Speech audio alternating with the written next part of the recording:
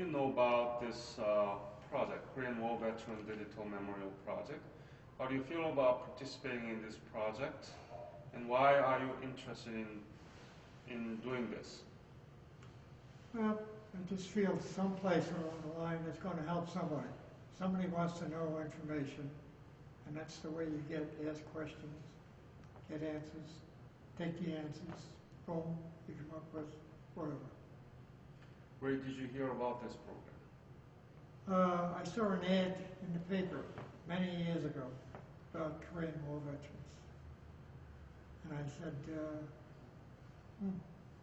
I guess it was about time I did that, because I had been, when I got out of service, fiddled around for a couple of years, then got married, had children, etc. So I didn't have time for, organizations and so on and so forth. So until I got older, probably late 50s or 60s, before I started thinking about that.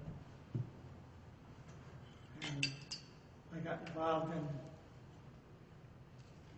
in the American Legion, the VFW, Korean War Veterans, Knights of Columbus, etc. Just started getting involved in it. Could you introduce your name, age, birthplace, school that you went, your families, and what chapter are you belong to? Okay, I belong to Chapter 105, What is the Syracuse, name of it? New York, Central New York. Age is 82. I was brought up and raised in Long Island, New York, and I had mother and father. Mother died when I was young, and had one brother and 2 sisters. Okay, you threw a whole bunch of questions at me, and I'm not sure I'm answering all the questions. What school went to? School, it was the local school, Westbury High School. In Long Island? In Westbury, Long Island. And I went to, applied for Syracuse University. They wouldn't take me, but they sent me down to Utica. Utica College used to be part of Syracuse. I don't know whether it's still are or not. No, it doesn't belong to any longer, but it used to. Yeah. As a matter of fact, I got back from my second year, and because I was not in the top third of my class, I was not exempt, so they drafted me. Unfortunately, or fortunately, whatever. How old were you? How old? 21. Okay. But let's see. From there, I just got drafted, and everything changed after that. But I looked at it from a point of view of, let's go and get it over with. Why go ahead and continue college, okay, and then go over there, which I figured I'd have to. So it wasn't that I was a coward, okay. I was all for it. I said gung-ho, right? Change of everything, So, okay, I'll give it a shot and see what happens. And from there, once I was drafted, they took me to Camp Kilmer in New Jersey. Stayed there for, I think, about a week. After that, I was shipped to Camp Breckenridge, Kentucky. That's the home of the 101st Airborne at the time. Airborne? Yeah. 16 weeks of basic training. And then they try to talk you into joining the Airborne. Okay? Yep. And I said, no. Because my uncle, who was in World War II, said, best advice I can give you is never volunteer for anything. And that's exactly what I did. Okay? I was tempted because I've always had that feeling that let's see what happens, you know. But I was better off. Went over there, I was nobody, nothing, and I don't know, do you want me to go on about where I went Sure, from there? sure, yes. Okay, because I can talk for hours. Yes. But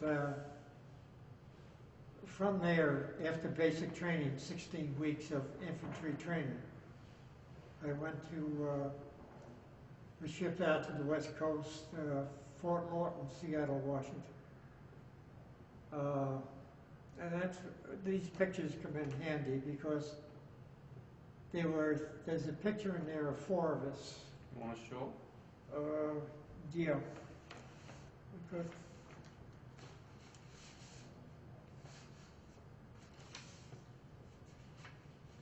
If you want to know about Japan, the invasion of Japan, that's the way it was laid out By the United States. by the United States. That's the way that he had it all Yeah. figured out. That was my division right there, 40th Infantry Division. So when did you first arrive in Korea?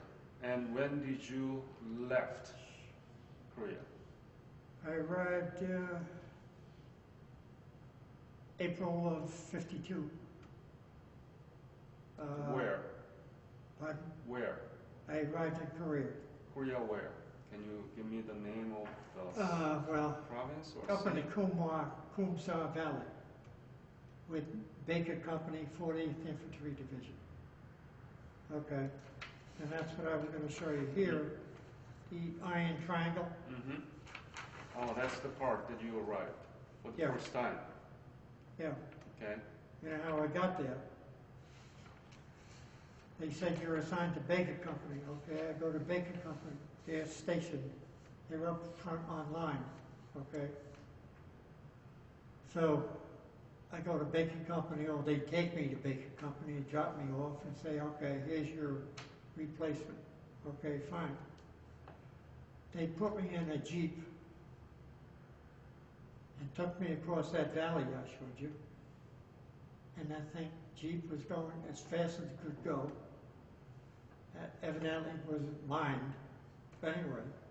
But they took me across the valley, and the first thing I know, I'm in an outpost position. In other words, we had to notify the people down on the main line of resistance that the bad guys are coming, okay? And, well, the rest of the story basically is the first guy I met, because they telephoned ahead that you got your replacement coming. He introduced himself, and I'm so-and-so, the replacement. Yeah, okay, fine. Okay, this is Joe Blow over here, and this is my brother over here. It's my uncle, it's just down the road there. And I said, what the hell have I got involved in here, you know? And I said, oops. He said, National Guard outfit that has been federalized, made into the 40th Infantry Division. Okay? And that's where you had young guys that were, let's say, 15, 16 years old, joined the National Guard back in California, because it was the California National Guard outfit. At 15 and 16, lied about their age, because each meeting they went to, they got a couple bucks. So it's spending. Now all of a sudden they're over there, and the parents are yelling and screaming because the kids are too young. But actually it worked out all right, because the guys did know what they were doing. But you know, the first couple days, first day actually, is they took me up to the 57 recoilless rifle area in the outpost position and told this fellow to show me around to the different positions that you could shoot the gun for, your rifles or the 57, etc. And he was Turkish, okay? No problem with English language, but he had earrings. Yours? Both Yeah, both of us, at that time? at the time. Wow. But that was part of their dress, because I did ask him eventually about it, you know. So every Turkish soldiers? I don't know, but it was accepted as far as he was concerned, okay? But I'm saying, what am I getting involved in here? You know, brothers, uncles, cousins, now tricks, you know. And that first night that you're there, everything is, there's no noise. But you can hear mice and rats and animals walking around and, the guy's sleeping down here, you know, in the trench. And I'm standing up like this, blurry-eyed. Unbelievable. You hear a noise. Hey, I hear something, I hear something. Throw a grenade. Okay, boom, throw a grenade, you know, throw another grenade, you know. It's a tough night. You're almost a veteran the next day because you lived through the night, you know. But then he switches, he gets up, you go to sleep. I didn't sleep, you know. But it was interesting. When did you left Korea? When did you leave Korea? August of 53, 53. about a month after the truce was signed. Mm. Could you describe about the scene and memories of armistice was signed? When armistice I'm sorry, was, what? could you describe sort of, what is it, sort of, how people feel about the armistice was signed? Well, could you describe the scene of people's reaction to the armistice sign? Finally, the war ended. Right. Basically, where were you at the time? Okay, that's another story, because now, after about 5 months, I was transferred back to the city of Seoul, and I became an 8th Army Headquarters security guard, or MP. I was back there then, so it was different there, but there's other stories here. Go ahead. And this one is, I don't know how we do this, but that's where all the battles were, okay, up here. And ours was the ones we had at various times, because we were up on line, then we'd go back to regimental reserve, and we'd go back up on line to a different position. We weren't always in an outpost position. We were sometimes right on the main line of resistance, okay? But, so that's the area that you mostly stayed during your service in Korea, right? I missed you again. So that's the area that you mostly stayed during your service in Korea? Yeah, right about there. Right. Okay. Here it is. You can't see it. That was part of one of the houses I lived in. Oh. Okay, a bunker. After I left up there, they made bunkers a heck of a lot better than we had. This was just a hole in the ground, actually. Can you close up some of those?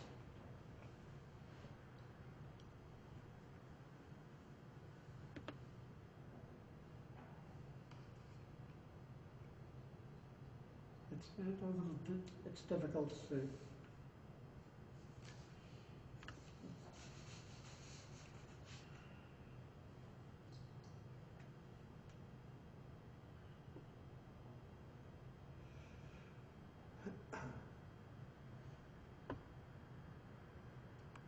These, We're going to scan it. the ones. I think they'll be better scanned. Okay, yeah. We're going to do that, but just for sin. But it's okay. Yeah, go ahead. Okay, the things I got here, I'm going to leave with you. Mm-hmm. Okay, so that you can get all these. Yes.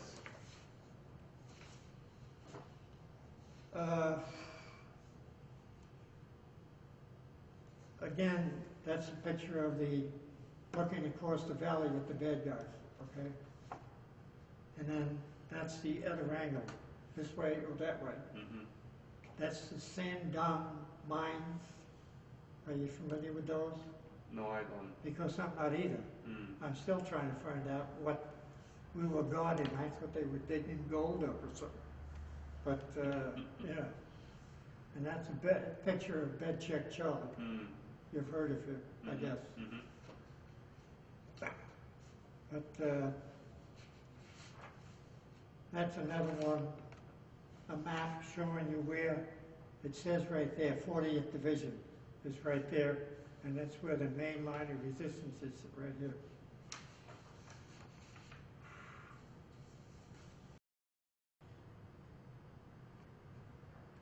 I just found this, believe it or not, about 2 months ago. I didn't know I had it. Actually, City of Seoul MPs, okay, things changed because I had the best breakfast I've ever had in my life. Because we walked in, I guess we got back there by truck, would you say, probably about 4:30. Had to wake the supply sergeant up. He didn't like that, but that's okay. He said, okay, take the mattress and pick a bed, okay? And this is technically Daegu. We were there a very short time, then went up to Seoul. But we took a shower, half hour, oh God. Went to the mess hall, because the troops are getting up to go on duty at 6 o'clock, I think it was. And the mess sergeant says, well, what do you want? Well, I saw these little boxes of Rice Krispies over there. I said, well, can I have a couple of those? Yeah. What else you want? Well, what else you got? Bacon, eggs, sausage, eggs, you know, anything you wanted. We just sat there. Three of us came down together. We just pigged out. And then we went back and we were off for the rest of the day and the following day, you know. It was like paradise, you know. Best day in your Because, life. yes, because up on the line, we had one hot meal, okay? All the others were sea rations. Mm-hmm. And when the hot meal got up there from the chogi bearers on the back of Mermaid Camp, 3 separate compartments, okay? One is milk, powdered milk. One is the chicken that they promised us a week ago, and the other is mashed potatoes. By the time it gets up there, the milk is in the chicken, the milk is in the thing, then you bite into it, and there's feathers. Ah! Boom! Threw it away, and I had franks and beans. Yeah. But anyway, it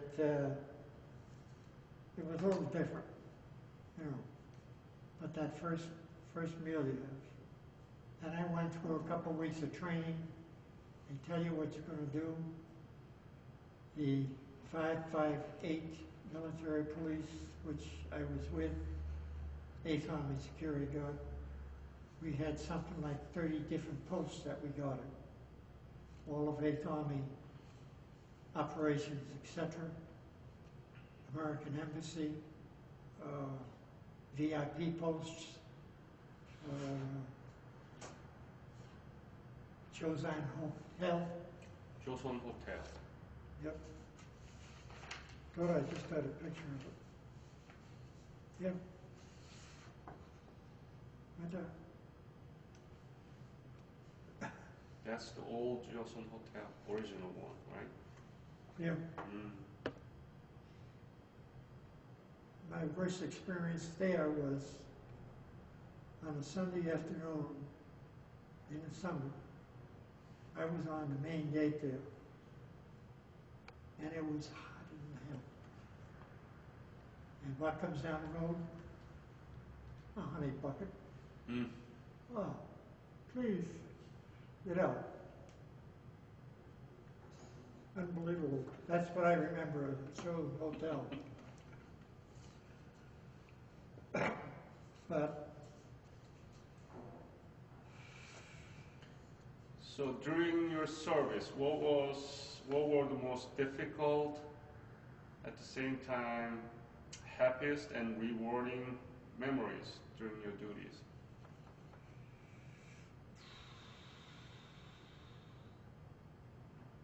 The happiest or the worst? The worst ones, basically, up online, I've forgotten.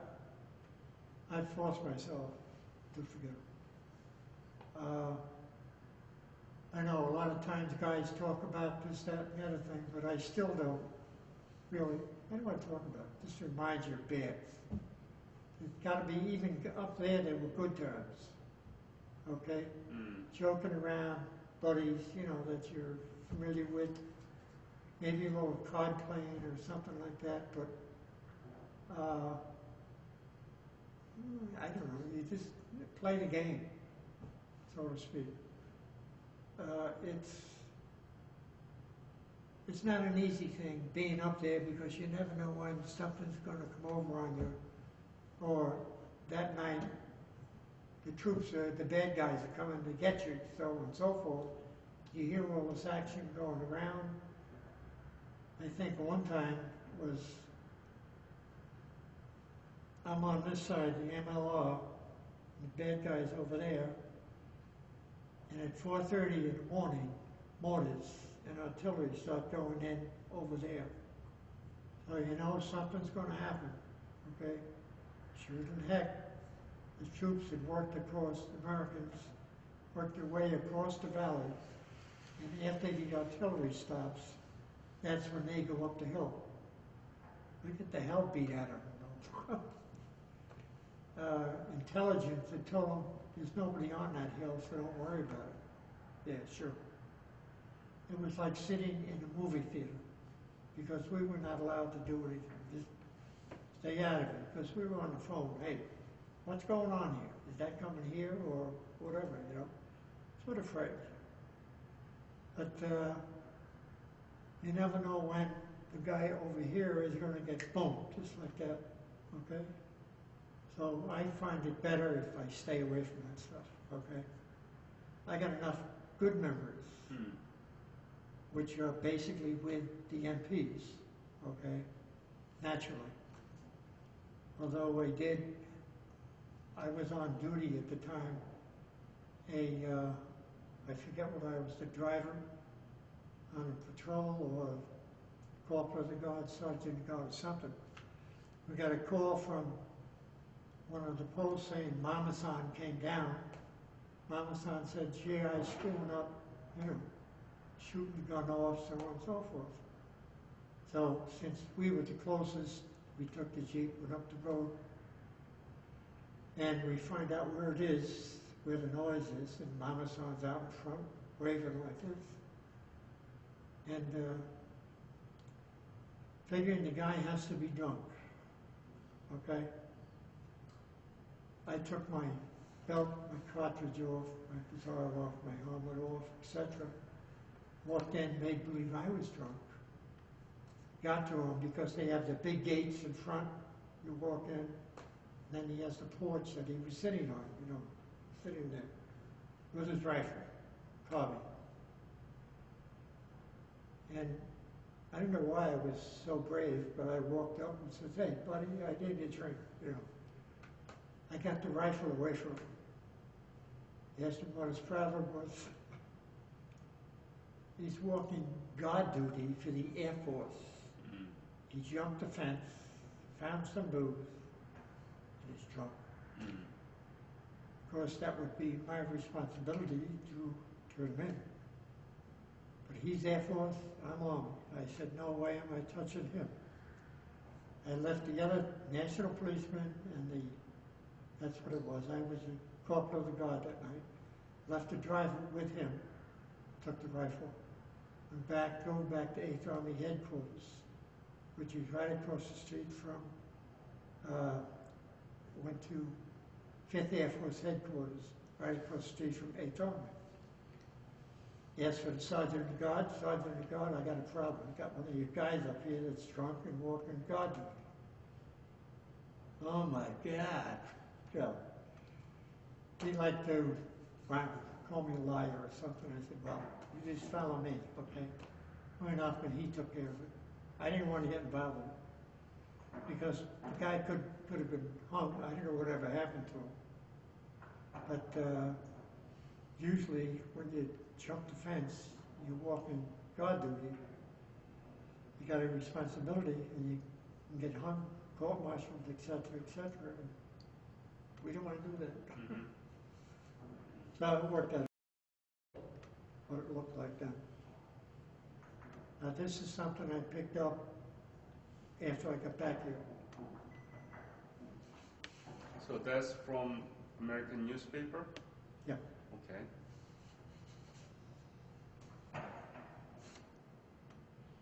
That's from the American also.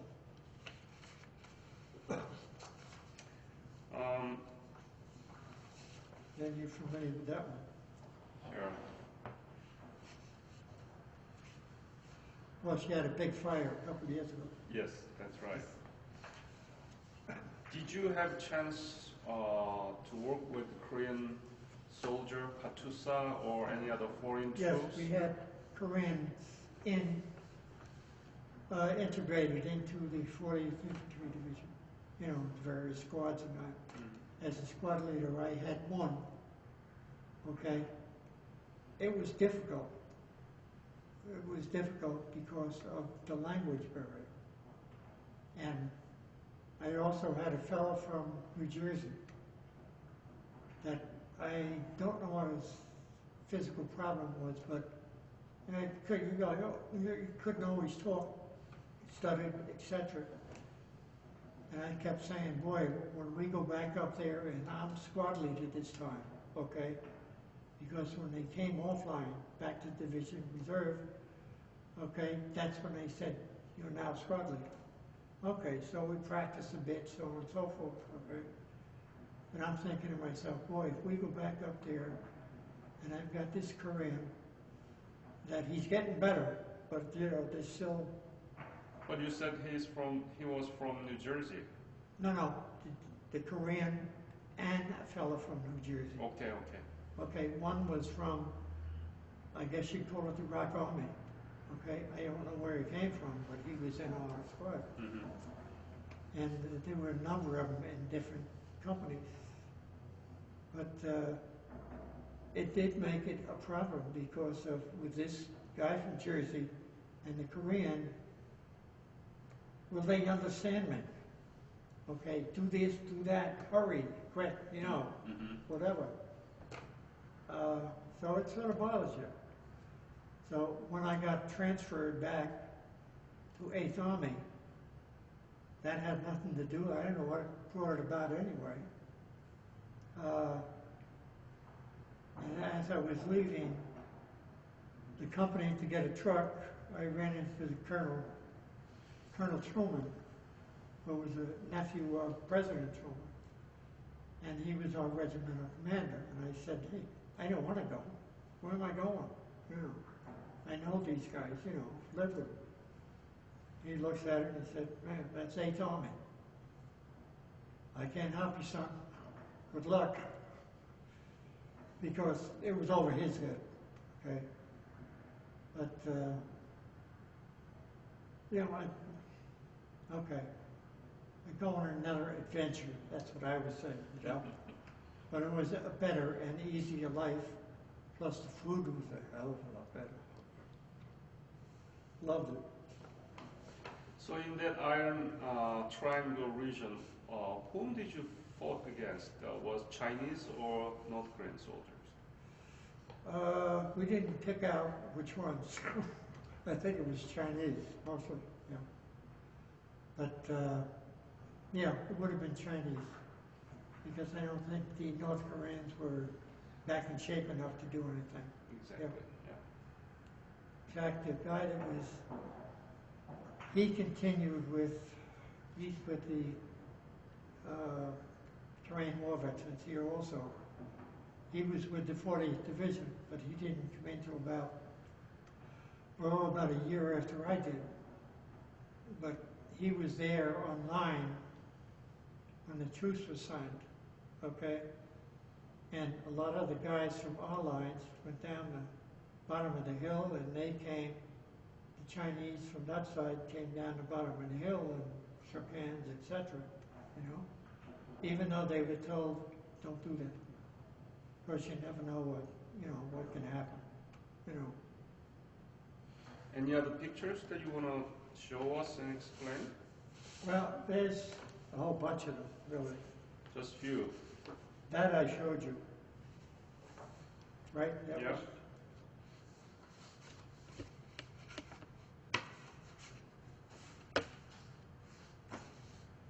what do they call it? The Federal Building? Mm-hmm.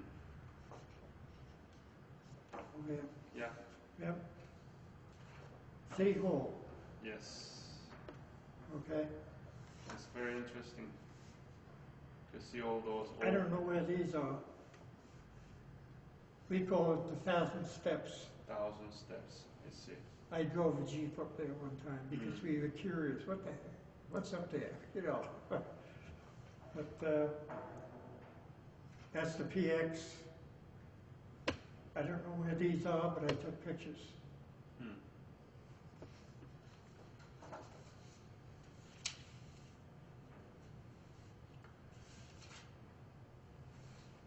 So, when were you officially discharged from the army?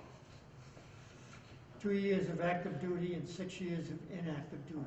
So it was discharged October 8th, 1959. And what did you do since then? What did I do? Yeah. Well, I was discharged, but I had 2 years of active duty Yeah. and 6 years of inactive duty. I didn't have anything to do Oh, I see. unless another war came up, then they'd say, bang, we Mhm. want you back. Other than that, I didn't have to do anything. No reserves or anything. So, what did you after you were discharged from the military? What kind of job or what did you do after the military service? Oh, well, I went back where I was working, where I was in high school, in college, I was working in the post office, Hmm. part-time basis, okay? I was home during the summer. If I came home from college for weekends, etc., I'd just call and say, hey, you need me, come in. So when I came back from out of the service, first thing I did is go back to the post office, get myself established, have a couple, and that went on for a while. Then finally they said, all we can do is cut you down to 2 days a week. And I said, well, I better start thinking about something, okay, a better job, etc. And I delayed going back to college, which was dumb. I put it off for, well, it was almost a year. I put it off. In fact, it was a year. Then I got involved with a girl. Next thing you know, well, we want to get married. No, we don't want to get married. Let me go back to college and get it. And then that goes on. And next thing you know, I went to school, and between wanting to get married, and she wants to come up and live with me, so on and so forth, she'll get a job, etc. It got too much, and after a while, we couldn't stand each other. Okay, so it was over, and I gave up college at the time. Dummy. Mm. What are you gonna do? That's a picture of the American work there at the embassy. Okay, that third window there, which you can't see that, Mm-hmm. okay? I got a better picture someplace. That third window there was where I stood when Eisenhower came in December of '52. He drove, his driver, drove up here with 2 or 3 cars behind him. And the CIA guy jumps out of the car and says, hey, you guys grab the suitcases. 1-star, 2-star generals grabbing suitcases, you know, President of the United States. You know. But they were at a perimeter all the way around his thing, all the way around the compound of his army, and even took some of the divisions from up front, took them that were in reserve, took them and brought them back to surround almost the city of Seoul to make sure.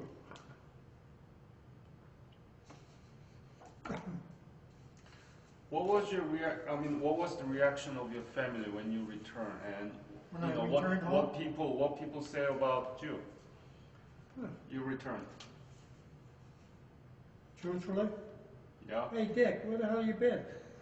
Same reactions. Yeah. I mean, not my family, but I mean friends and so on and so forth. And it's, oh, that's right, you were in the Army, didn't you? Well, yeah, I went in the Army, okay. But they sort of forgot to. As far as my family was concerned, they were happy. So they were happy to see me back, you know. And they got to go see all the relatives and, you know, brothers and sisters. My brother was in the Navy at the time. He went in the Navy for 4 years. A year before I was drafted. He joined the Navy because he didn't want to be drafted. But I'll tell you, if you've followed any of these stories or read the books or pictures of guys that join the Navy and get torpedoed out there in the middle of, I'll take the Army any day. You know, at least you can hold on to the ground. You can't hold on to water. But that was my idea. What was the impact of your service to the Korean War upon your life back in the U.S.? What was the impact of your service in the Korean War upon your life back in the USA? How do you think your time in the military influenced your life?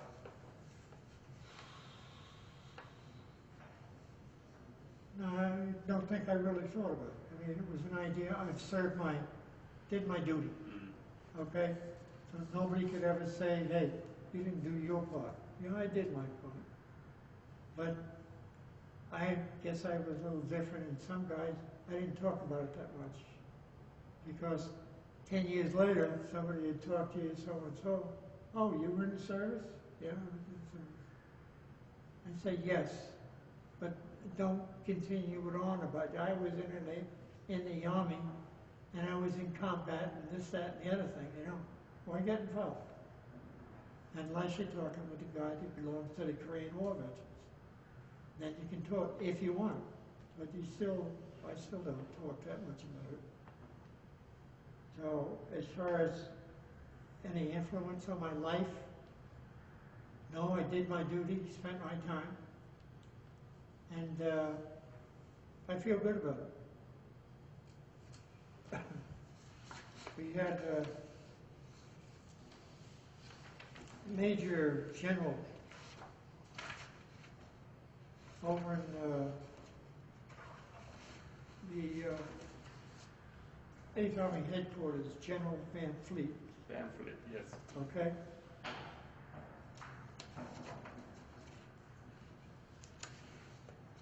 That's his wife. Where? In the city of Seoul. I think, I'm not 100% sure, but I believe it was Seoul University campus, because 8th Army took that over. Right across the street from that was 5th Air Force headquarters. That was, I think, a hospital. I'm not sure. Yes. Okay? Seoul Am I right? National University.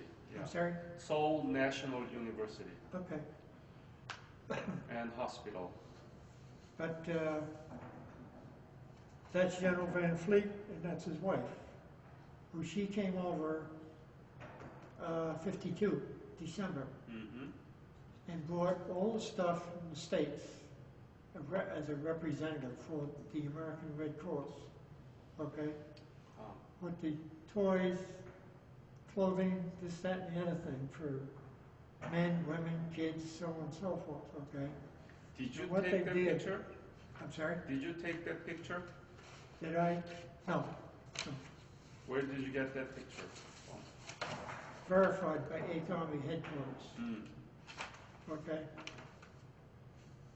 Now, this is a picture of Seoul University, the main gate.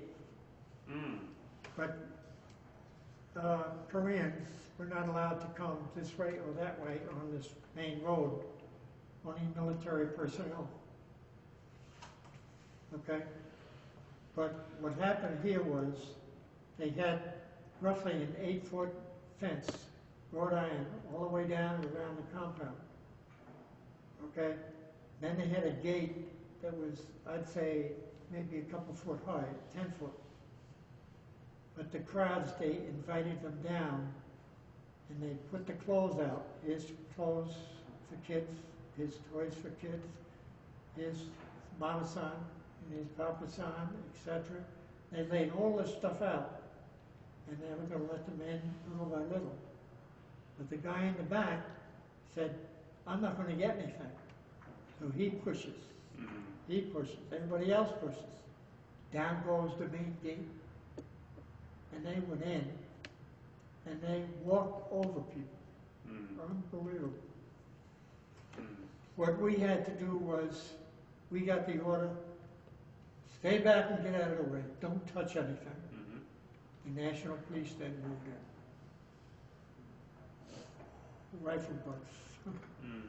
Because they were animals. But, you know, at first they said, well, these are animals. But then when you think about it, time of war, the situation, they're just trying to get anything they can. Absolutely. And I would say the majority of the stuff wound up on the black market. Okay? Sadly to say, but, you know. So there was black market there at the time. There was black market. Yeah. That's also verified. They told me took it. I got one more they told me took.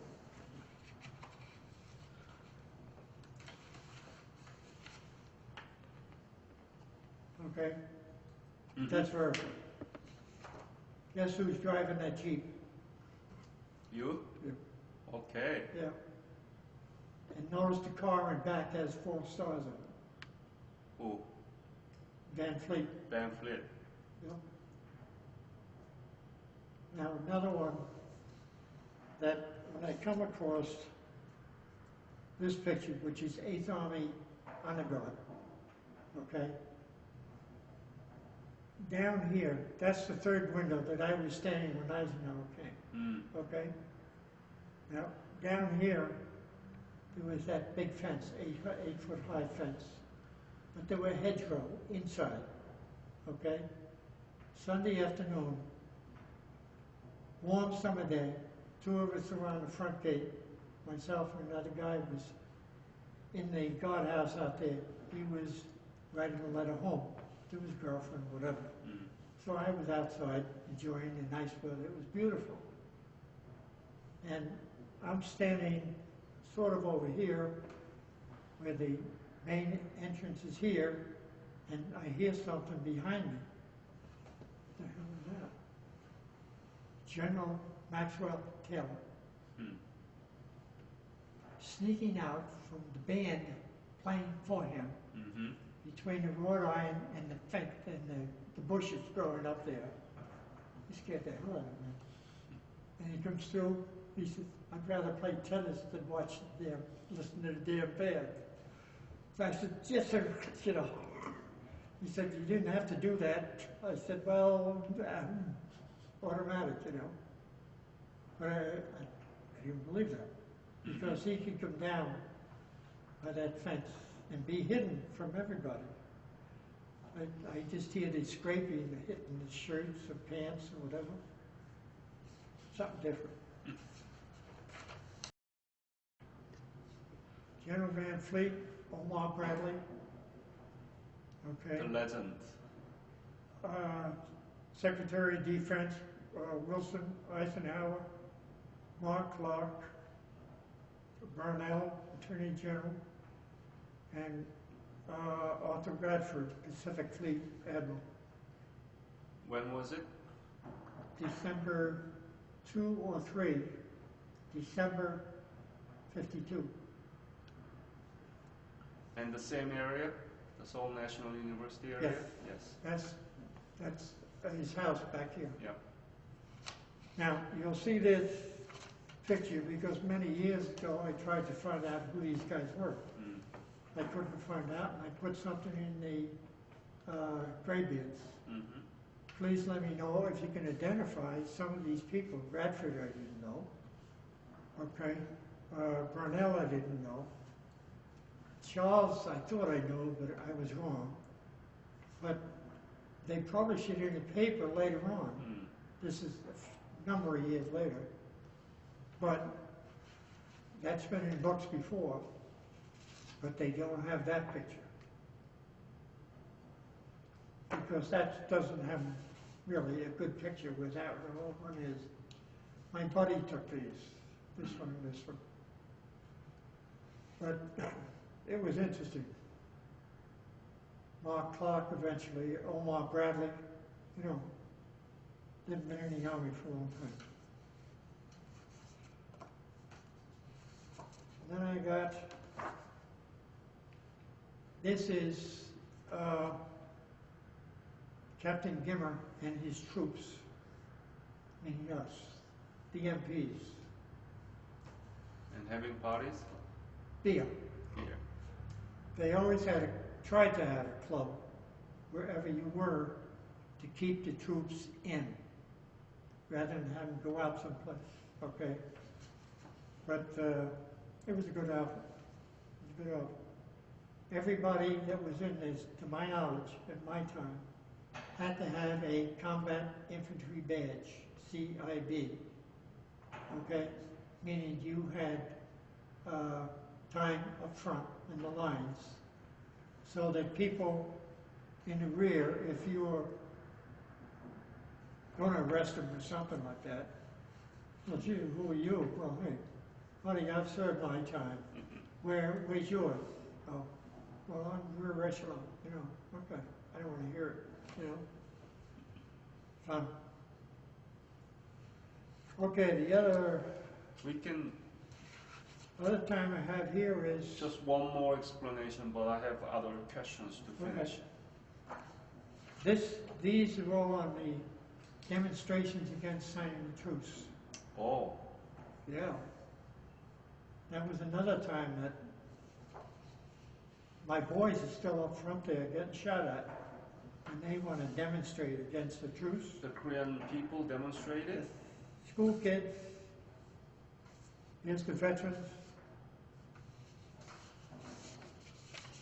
Oh boy. Yep.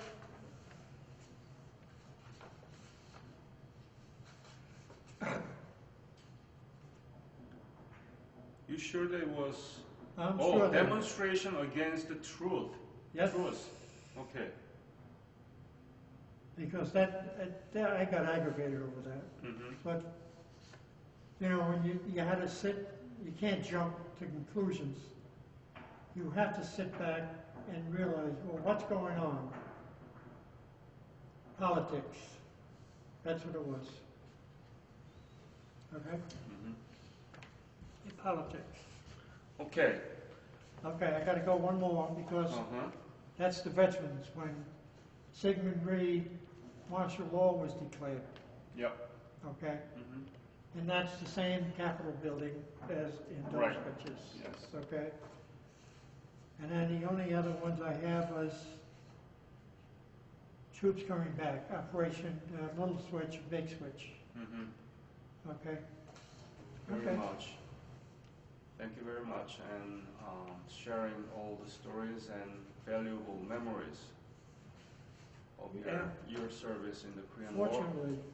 And I want to present this Ambassador for Peace medal from Republic of Korea.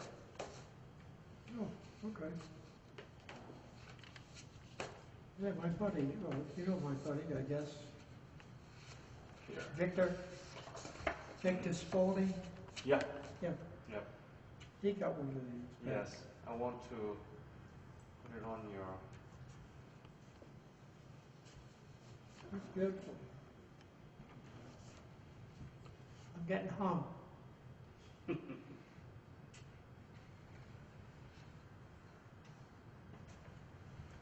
Let me get this stuff out of the way.